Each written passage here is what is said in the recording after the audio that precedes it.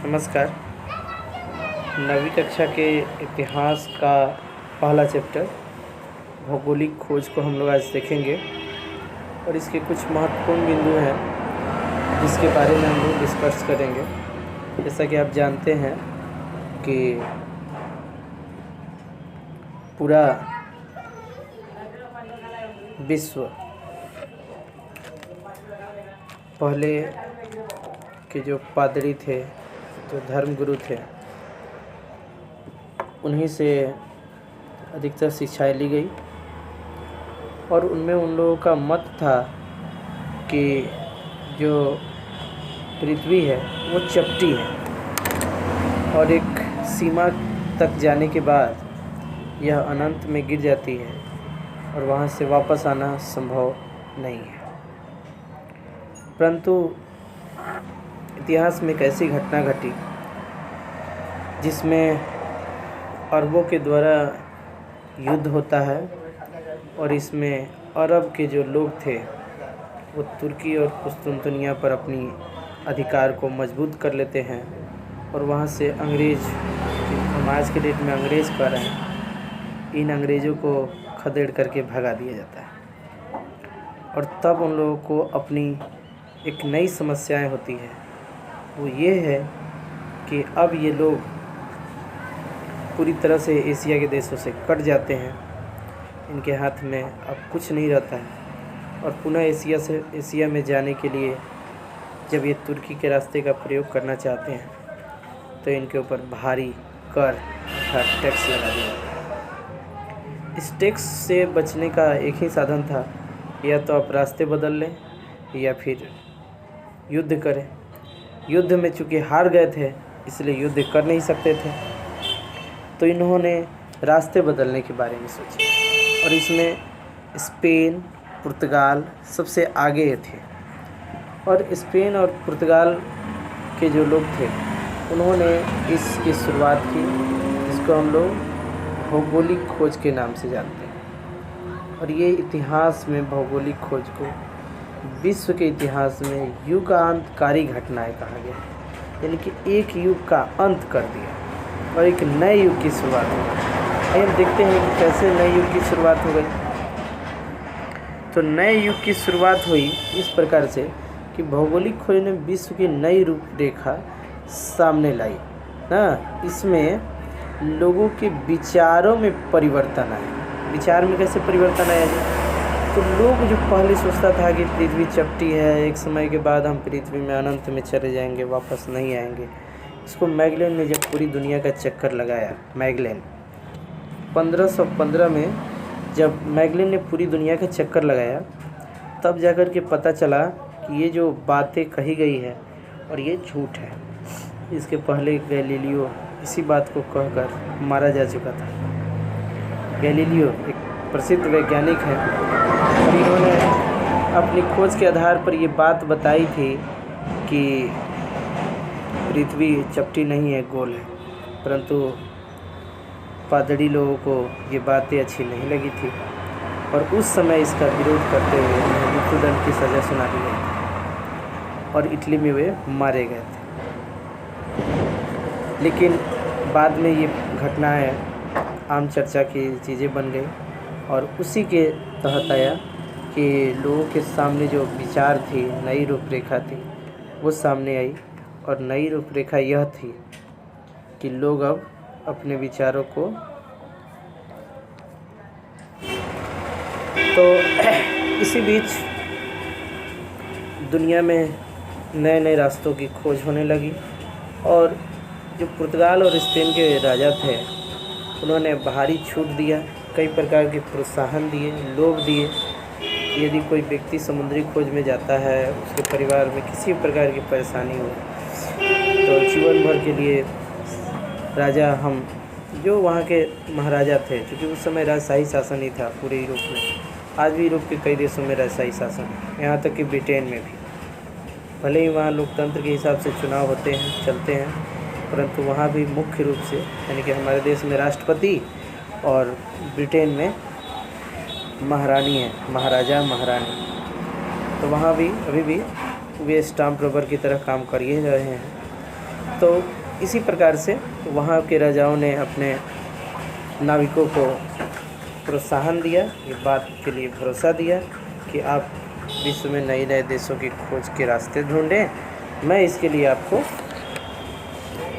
पूरी तरह से सपोर्ट करूँगा। और सपोर्ट किया भी उन लोगों ने, इसी तरीके से सपोर्ट किया कि आज के डेट में भी हम लोग अगर देख रहे हैं तो नए नए रास्तों की जो खोज की गई है वो लगभग पुर्तगाल और स्पेन के लोगों ने ही किया। तो विश्व की नई रूपरेखा सामने आई। इसमें अब देखेंगे तो लोगों के विचार में परिवर्तन आ गए, लोगों ने अपने विचार बदल लिए, उनको पता चल गया कि पृथ्वी चपटी नहीं है, गोल है। वैज्ञानिक जो विचार कह रहे थे उनके विचारों को मान्यताएं मिली, वैज्ञानिकों की बातों को लोगों ने माना। बात को ध्यान रखना है, इस कार्य में यूरोपीय देशों ने अग्रणी भूमिका निभाई। यूरोप के ही देश थे, दूसरे कोई देश नहीं थे, इसलिए यूरोप के ही देशों ने अग्रणी भूमिका निभाई और आधुनिक युग का मार्ग प्रशस्त हो गया। उसी समय से यूरोप से पूरा विश्व धीरे धीरे जुड़ गया और यूरोप चूँकि मोस्ट मॉडर्न सिविलाइजेशन के रूप में जाना जाता है, इसी हिसाब से हम कहते हैं कि 1500 के बाद के काल को, कब से जी, 1500 के बाद, 1500 सन ईस्वी के बाद का जो समय है वह आधुनिक युग के रूप में गिना जाता है। ठीक है, तो यहीं से आधुनिक युग की भी शुरुआत होती है। कब की शुरुआत होती है? आधुनिक युग की शुरुआत होती है।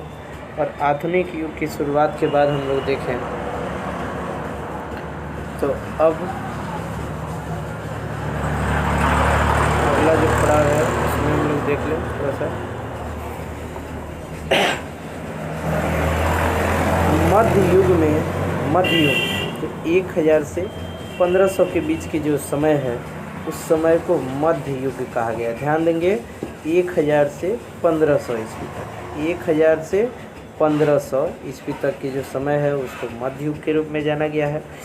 इसमें अरबों और तुर्कों ने विशाल अंतर्राष्ट्रीय साम्राज्य का निर्माण किया। इन्होंने ही विशाल अंतर्राष्ट्रीय साम्राज्य का निर्माण कर लिया और ये वही युद्ध है जिसके बारे में मैं शुरू में आप लोगों को बताया कि अरब के जो राज्य थे ना, उन्होंने तुर्की पर, विशेषकर तुर्की पर इन्होंने कब्जा कर लिया।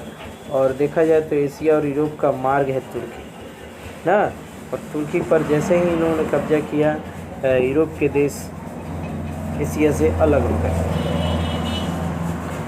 इसके आगे है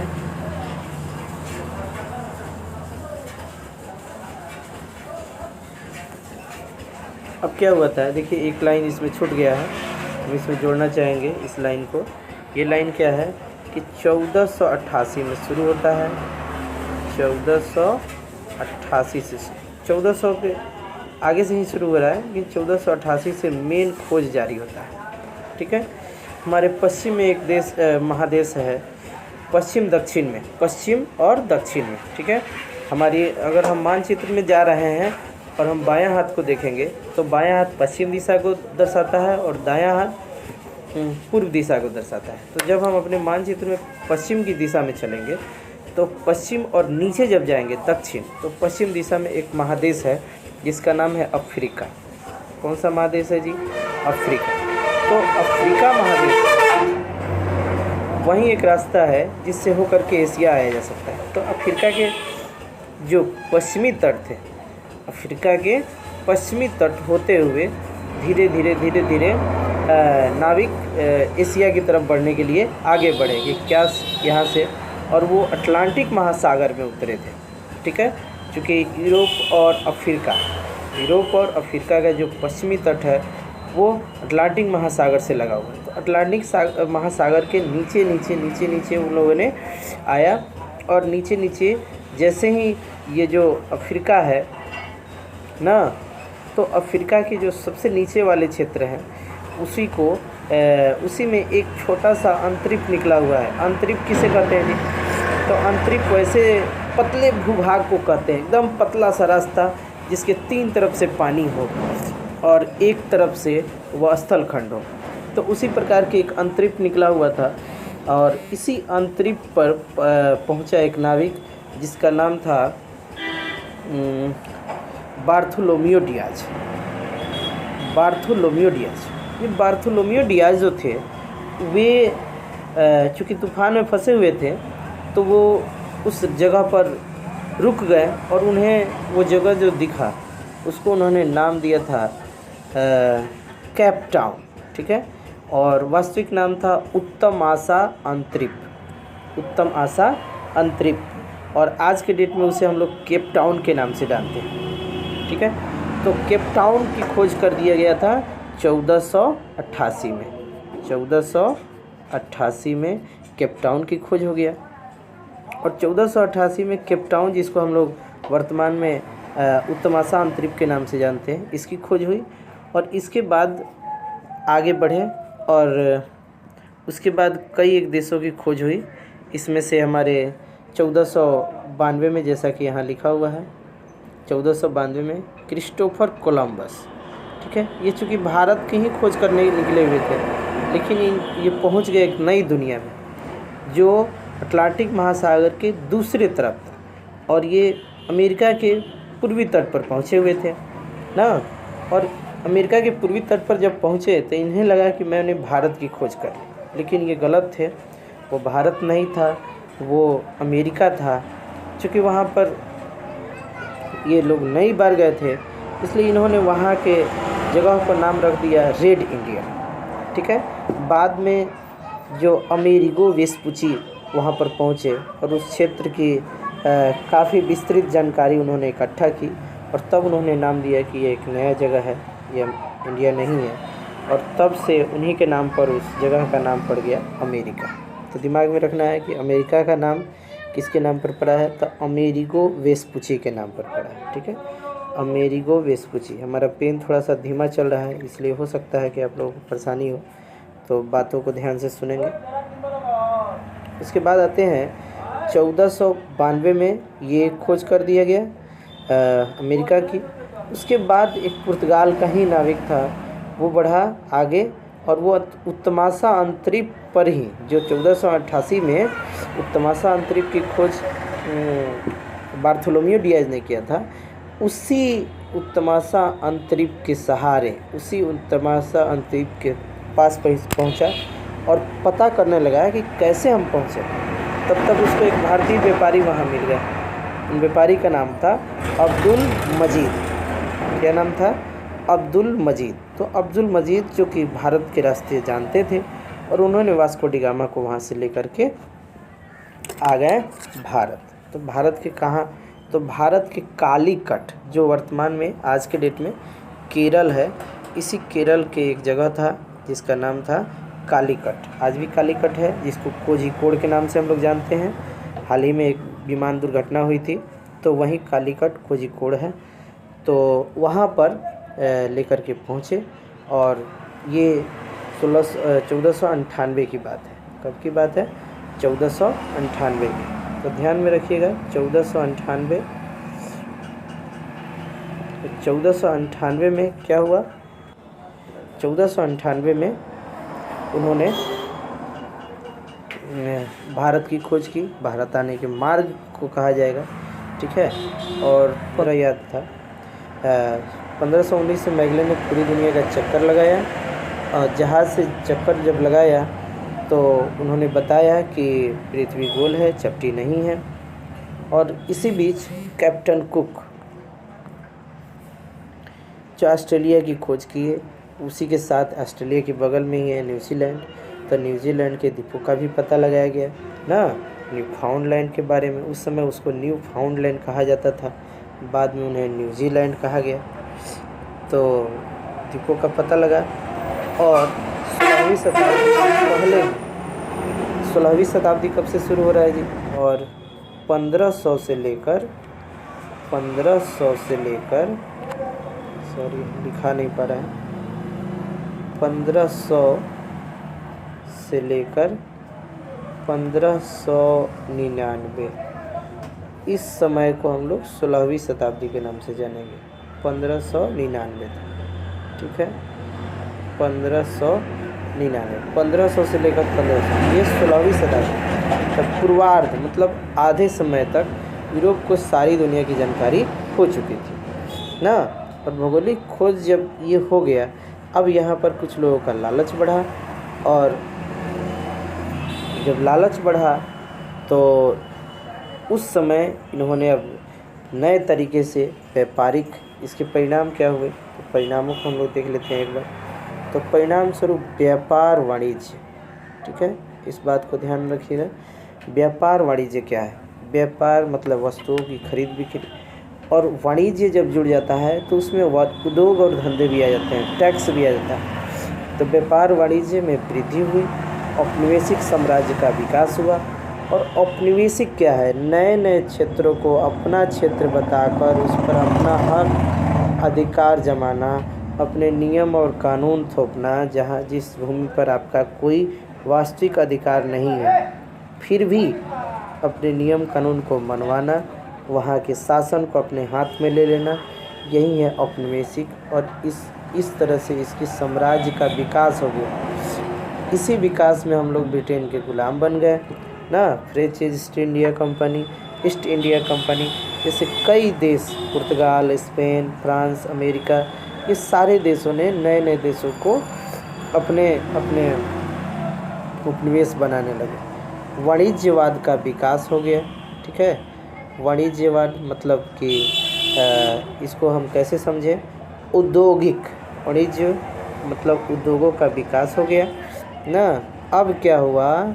ईसाई धर्म और पश्चिमी सभ्यता, जो यूरोप में लोगों ने जो जो सभ्यताएं रखी है, सभ्यता का मतलब होता है रीति रिवाज, चाल चलन, रहन सहन, रूप रंग ढंग का रहने का तरीका।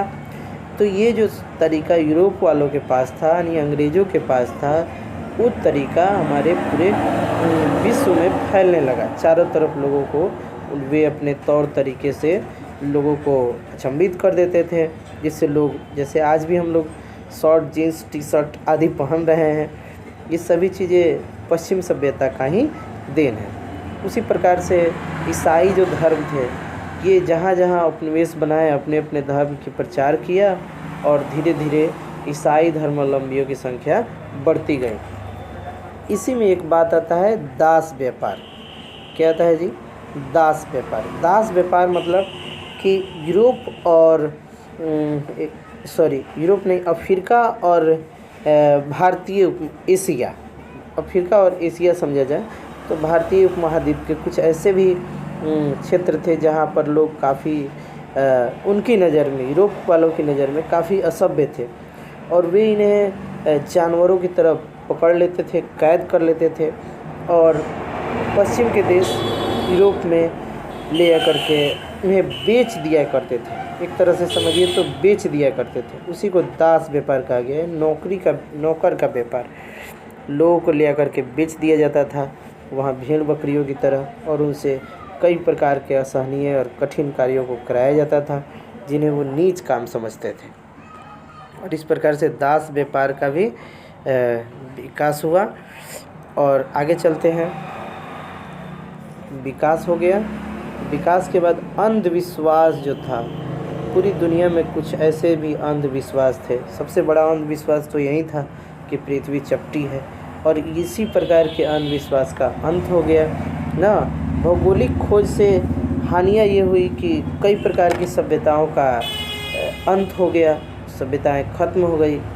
लेकिन इससे एक नया चीज़ आया, वो आया कि हम पूरे विश्व को आसानी से जान पाएँ, समझ पाएँ, और विश्व के कई देशों के बारे में हमको जो पहले पता नहीं था उसके बारे में पता चला। विभिन्न प्रकार के नवीन फसलों को अंतर महाद्वीपीय आदान प्रदान हुआ ना। कई प्रकार के फसल जैसे आलू, प्याज, दलहन, तिलहन, फल, सब्जी आदि कई प्रकार की ऐसी चीज़ें हैं जो एक महाद्वीप से दूसरे महाद्वीपों में पहुंच गए। महाद्वीप का मतलब महादेश समझे।